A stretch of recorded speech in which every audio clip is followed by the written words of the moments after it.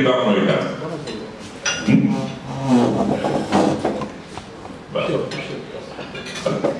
כמה דקות אחרי כן הגיע ביקור רפואי.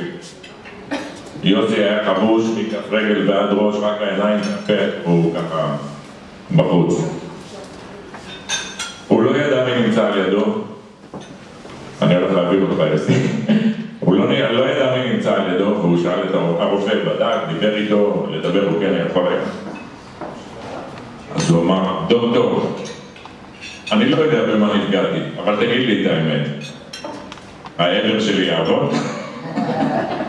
אמר לו, כן, יעבוד, אתה תהיה אבא וסבא, והנה היום אנחנו רואים אותו איתנו סבא לתפארת.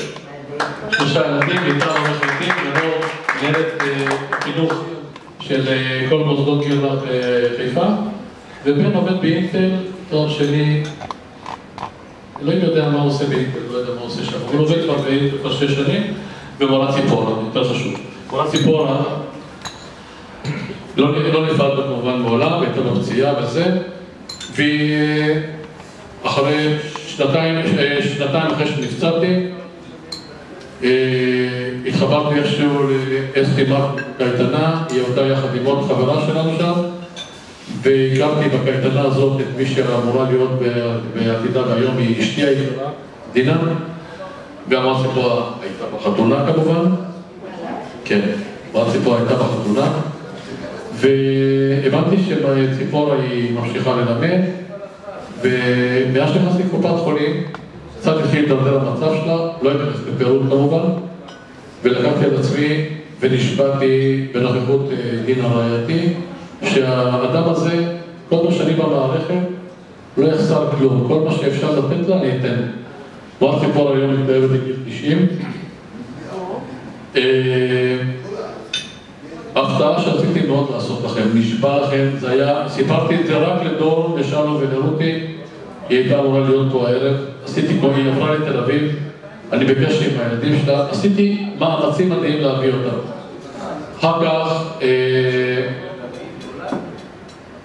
בזמן ששוחחתי איתה, והתחלנו להגיע להבנה שאני עושה, אני הייתי מוכן לנסוע להביא אותה גם לפה, היא איבדה את ההכרה, בזמן שדיברנו, וביקשתי שתזמין לה מיד, התקשרתי לעורכת דין רונה סדובניק. רוני סדובניק זאת עורכת דין הפוסטמת שמטפלת בתקיפות מיניות, ואמרתי שמי חמותך לא מגישה אותו, התקשרתי ליאנקו, הזרקנו אמבולנס, אני גרה בתל אביב, פינה אותה לאיכילוב,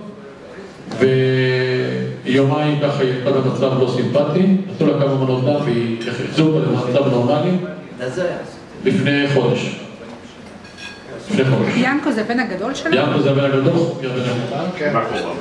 איך קוראים לקטן? נכון. ומה שקרה עם מורה ציפורה, אנחנו החלטנו שכן נביא אותה. ולפני 3 ימים קיבלתי טלפון מיינקו, ואמר לי יוסי, היא מבולבלת, היא לא כל כך... ואני החלטתי, ואמרתי ינקו במילים האלה, ינקו תשמע, הדבר האחרון שאני רוצה לעשות בחיים שלי, זה לבזות את האדם היקר הזה שבזכותו, אני חושב, אני לא חושב, אני בטוח. מורה ציפורה יכלה 20 פעם להעביר אותי כיתה לכיתה אחרת, כי היה מותר, והיא לא עשתה את זה. אני זוכרת שגם... ואני חושב שאני מוקיר לה תודה, והמורה ציפורה לא הגיעה איתנו היום, כי לא רציתי לבזות אותה, לא רציתי לשתות אותה במצב שהיא נמצאת כרגע, ולכן אני חושב שהדבר הכי טוב שיכול להיות, מי יודע, אני מאמין באמונות, בואו נפתח לכפיים, מה יש?